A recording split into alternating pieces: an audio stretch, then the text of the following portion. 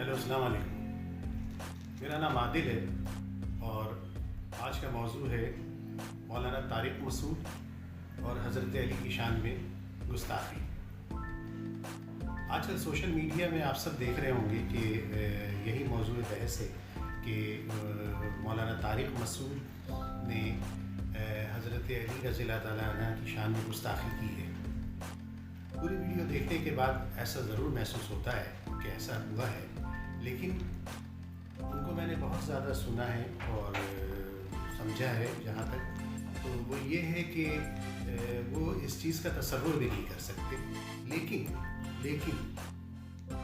लेकिन उन्होंने जिस पैरे में ये बात कही है वो सुनने वाले को यही समझ में आता है कि उन्होंने गुस्ताखी की है। जब हम कोई गुफ्तगू कर रहे होते हैं, उस पर जब किसी को हम मिसाल में ले रहे होते हैं, उसकी तशबीह दे रहे होते हैं, तो दरअसल उस गुफ्तगू का मौजू ही वो होता है।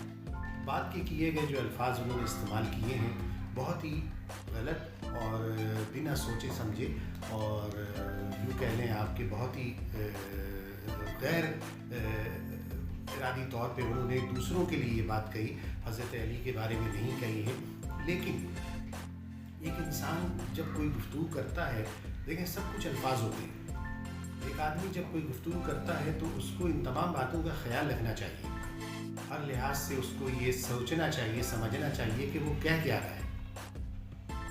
जो लोग ज़ाहिर लोग उसको उसकी गुफ्तगू से ही सुन रहे होते हैं, समझ रहे होते हैं।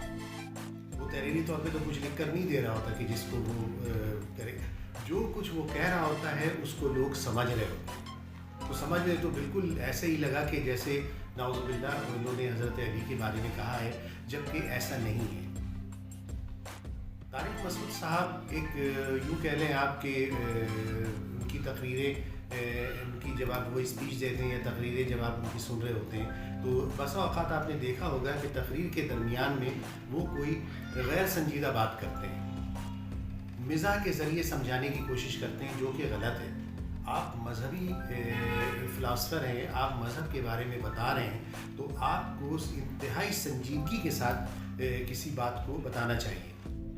एकदम से कोई गैर संजीदा बात करेंगे, कोई कॉमेडी करेंगे और उसके बाद फीकी सी मुस्कुराहट के साथ थोड़ी देर खामोश रहेंगे, ये एक मौलवी का शेवा नहीं है। एक मौलवी को ये कई अंदाज़ दुरुस्त नहीं है। तो अब जबकि लोगों ने उनको इस तनाज़ुर में जिस तनाज़ुर में समझा है और बात है भी नहीं ये, तो उनको चाहिए कि आकर खुलकर वजाहत करें और अपने इन अल्फाज की जो बिना सोचे समझे वो कह गए हैं और जिससे कतई हज़रत अली मुराद नहीं थे, इसकी माफ़ी मांगें, ताकि वो हज़रात वो लोग जो इस बात को दूसरे सेंस में ले रहे हैं, तौहीन में ले रहे हैं, उनकी भी बात समझ में आए। जब ये वजाहत करेंगे, जब ये कहेंगे, अपनी गलती की माफ़ी मांगेंगे, तो यकीनन लोगों में इतनी समझ है कि वो इस बात को समझें और जानें। तारिक मसूद साहब, आपसे गुजारिश है कि आप संजीदगी के साथ स्पीच दें। ज़्यादातर आप का मौजू जो एक तो दूसरी शादी होती है और दूसरा ये कि मौजू ही इस किस्म का होता है, तो इंतहाई संजीदगी के साथ और मज़ाही अंदाज में नहीं। मतलब ये मज़ा नहीं है, ये मज़हब है।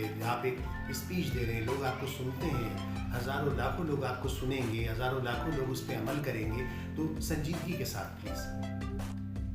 कोई भी आलिम हो, चाहे वो बरेलवी आलिम हो, ख़्वाह वो शिया आलिम हो, चाहे वो उलमाए देवबंद हो या अहले हदीस मौलवी हो, कोई भी सहाबा कराम और अहले बैत इन लोगों का कोई भी तौहीन करने का तसव्वुर भी नहीं कर सकता।